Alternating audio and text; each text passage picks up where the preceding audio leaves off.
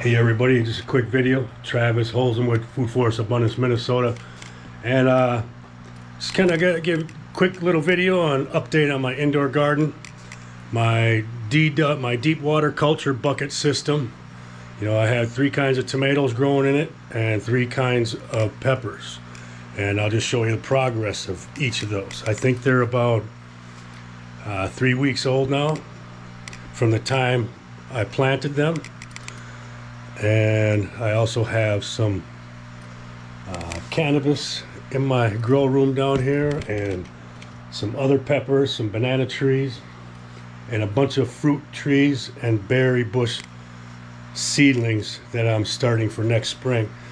And then I have some hydroponic tubs or aeroponic tubs with just some herbs and lettuces and spinaches growing.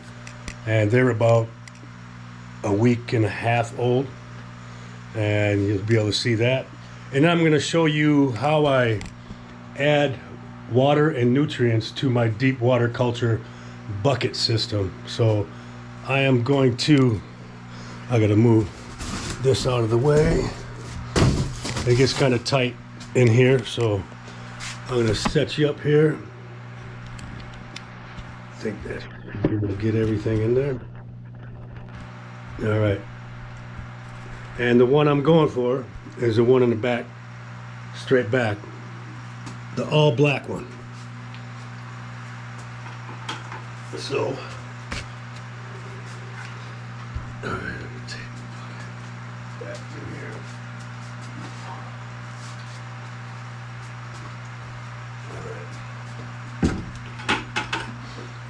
And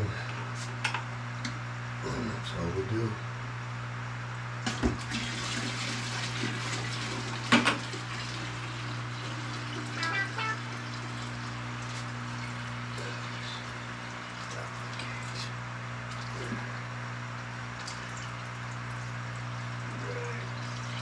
There.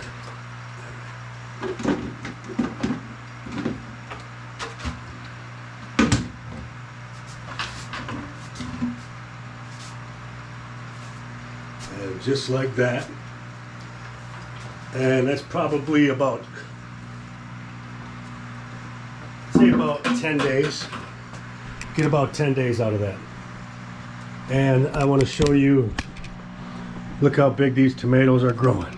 I'm about to start trellising them so I can train them to go straight up, because in another week it's going to be 2 or 3 times as high as that, because now the roots. Let's see how the root system is. Like I said, they're 3 weeks old. If the roots are probably down through to the bottom of the bucket right now. Let's see. All right. Oh, not quite. Not yet. Pretty soon, those roots will grow out of the bottom here, and there's just going to be a huge root system underneath that goes all the way down to the bottom of the bucket. But now, as you can see, you have the water dripping, and you can control that drip. And this one here. And sometimes these do get clogged, so you gotta unfuck them. So you always gotta, every time, just check on them once every couple of days. Like one over here looks like it's not dripping. So all I do here, give it a little twist, break up whatever's in there, and then I can tighten it again. And just get that steady little drip, just like that one. And then this one over here, let's see what's going on with this one.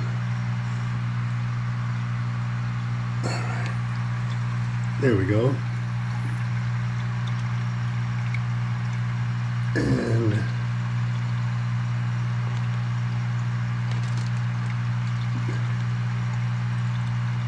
I'm gonna adjust that one a little bit because I don't like it right in the middle of that. But they'll grow right around it. But now we got that one going. All right. So, like I said, they're 3 weeks old. Obviously, the tomatoes are doing a lot better. And these leaves over the past 2 days have just gotten huge. And like I said, I got to start trellising that or it's going to go everywhere. And then the peppers over here, black Hungarians. It's going really slow. Why? I don't know. I'm going to put it deeper in there a little bit, see what happens. I know these ones they're kind of coming up slow, and this one is doing the best. But last year I grew poblanos, which I have growing. That's the poblano, so that one's doing great. I love them. This one's California Wonders or Cal Wonders, and this one's the Hungarians. Last year I had the poblanos and I had shishito peppers, and the shishito peppers went crazy. And I got about 100 peppers off of it indoors, which is crazy. And it only got to be maybe about 2 feet tall, and it had peppers everywhere. And but I've made a lot of mistakes last year, so I learned a lot. And now when I trellis these, they'll be easier to control, just like outdoors. And I'm gonna take, I think I've said this in a video before, but take one of these eye hooks, whatever you call them, I don't know if you can see that, and screw that in right here. And then I have some twine, some white twine. I don't know what they call it, butcher's twine or whatever like that, but I don't know, I bought it to make trellises with bamboo. And that's how I was tying them together. And basically run that down here and all the way down here through the bottom here, and then wrap it, and it will train itself up the string. And then I'm going to go back and forth, inside, outside, inside, outside, inside, outside, kind of make figure eights around the trunk all the way up as they grow, and that's going to give it the support it needs. And so they'll be easier to control, and I'll get a better harvest, and I'll be pruning a lot of these little ones off because they're not necessary, and they're only taken away from the part of the plant that needs the nutrients. So we'll thin that out, and like I said, you learn a lot. And here we got a banana tree. You can see the mother in the middle. She's getting thick. And then she's got like 10 babies in here, 10 pups. And these pups, my pups always survive, but my mother always dies. And it's just crazy how that happens. And then we got peppers here, Anaheims. And it's starting to flower, and little peppers coming out everywhere. So this thing's gonna be full of peppers in about a week here, week and a half. You're gonna start seeing all them peppers come out, and there's probably about 30 on here right now, maybe more.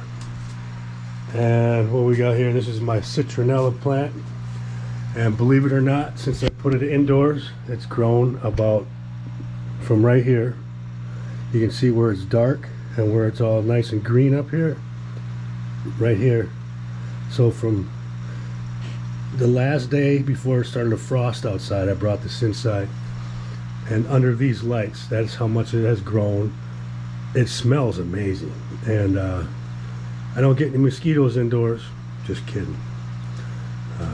But anyway, look at all this brand new growth over the past few days. It's just crazy how it is growing, and like I said, it smells up. It's gonna be great when this stuff gets big and starts flowering, because it's gonna stink up the place. I got a strain called Royal Cheese, and it's supposed to be really skunky, so this is gonna help cover up that smell some. And here's another pepper plant. This one is Yellow Monsters, and what else? banana peppers. And but as you can see, we got peppers on this. It's starting to fruit again. So this is gonna be the third time this is fruited since spring. And there's another green pepper in here. And then here's all the little pups, banana plants I was talking about. And look at this one, has 2 little pups growing off of it. This one has 1, and this one has 1, 2, 4 of them already. Wow, that's solid. All right, that's that. And here we have there's spinach, there's red romaine, there's green romaine, there is dill, there is, I think I said spinach, right? Basil, I think another sorrel, I think. I don't know, but I got a few different herbs in here besides, you know, and then I got the lettuces. I think I have another different type of lettuce in there also. And I know I have a couple red romaines, a couple green romaines, and then spinaches and dills and basil. Yeah, but those are maybe 10 days old. You can see some are just starting to sprout and catch up. They're just starting to come up. This one kind of died off, so, and this one didn't pop. No pop here, but this one. So that's a pretty good sprout. You know, let's see, 3 out of 11, and was it 2 out of 11 over here? And I'll just throw some other seeds in there, and we'll be good. And then here we got raspberries. I think this one here. 2 rows of raspberries, I believe. 2 rows of blueberries. 2 rows of strawberries. Maybe that's strawberry. And then we got mulberry, elderberry, and dwarf cherry. And these are about 2 weeks old, and only a few of them have sprouted. One looks like it just keeled over and died, and we'll see what happens. I'm just trying to get these for next spring. I know cherry, you gotta stratify them, but I've tried that. So I'm just putting them in soil and watering it, keeping it under the heat pad, keep it under the lights. The lights are on a timer, and maybe it needs to be dark all the time. I don't know. I'm a rookie at sprouting all these fruits. So I know strawberries, I just throw them in the ground, and they can pretty much sprout anywhere. But that's that. And now we're gonna go to my cannabis over here. We have the Purple Queen here, and they're about 15 or 16 days old. And then we got the Purple Queen again, Royal Cheese over here. I believe we got another Royal Cheese here. Where's my, oh no, I don't know. As soon as I find, we got a Royal Cheese, Royal Cheese, Royal Cheese, and then we got Critical, and then that one would be a Purple Queen. So 3 Purple Queen, 3 Royal Cheese, and 1 Critical. And this is my first time growing weed, so don't take any advice to me as a professional, because I'm just learning how to grow. I plant fruit trees and berry bushes and annual gardens, and you know, like an apple tree guild with an apple tree, and then you got comfrey, and you got strawberries, and you got daffodils, marigolds. You can put sage and rosemaries, and put 14 or 15 plants in a guild around an apple tree, and they all do their part to support each other, just like nature. It's like a community. So I know how to grow stuff, and I know how to create soil. So I made my own soil out of the cocoa, and I threw in some perlite, and I threw in worm castings, some chicken poo, and a couple scoops of biochar. And I find that to be a pretty good soil solution. And I will not use, where's the bag?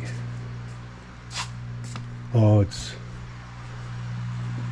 get them little gnats, those little flies and stuff. And with this cocoa and perlite, they seem to have gone away. There's a few here and there, but they seem to have gone down. So like I said, these are 15-16 days old or something like that, and I'll keep updating on this. But I'm about to actually add some more lights here in a minute. I'm going to make a video on how to add lights to your system. It's pretty simple because they're already there, and I just have to plug in to another light, and then just have them. They're all chained together off of one plug here, and that one plug is one of my Bluetooth timers or wireless timers. So those are programmed into my phone, and they're on. I can turn them on and off, or I set the timer for them. So when these get closer to flowering, they're going to need a different light schedule. So we'll change the schedule for them. Otherwise, everything is pretty much sun up to sundown, just like nature. So that's just, it seems to work. I haven't had anything die because it's not getting enough sunlight, or it's getting too much. The only one maybe is one of the seedlings in here, but who knows? Maybe it just wasn't humid enough in there to stay. I don't know. But I have it on a heat mat, so maybe you take the heat mat out of there and whatever. But that's it for me today. And if you would like to have a setup similar to this, you can buy grow tents, but I have this it's foil, and this stuff costs like 10 bucks for 6 squares, and I did a terrible job putting it up on the wall here, but you can actually tighten it so you don't see the squares as much, or the rectangles, and it will reflect a little bit better. So that will get fixed. And then I also put them around. I had a bunch of cardboard, so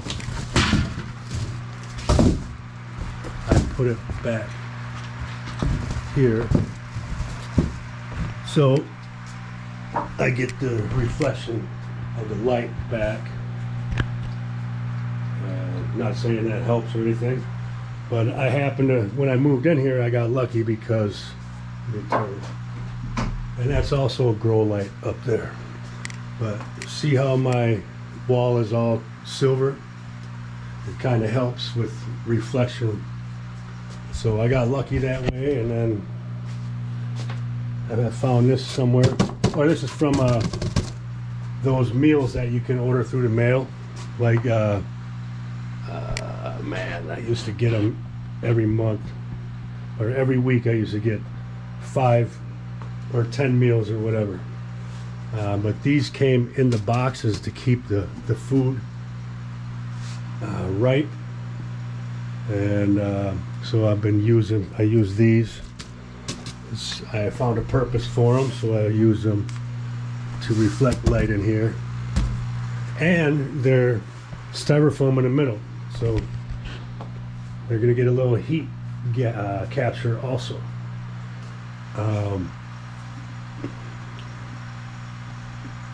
Oh no, that's it. So next one is adding lights. So see you in a minute. Grow food, not lawns, my friend. Have an amazing day. Talk to you soon.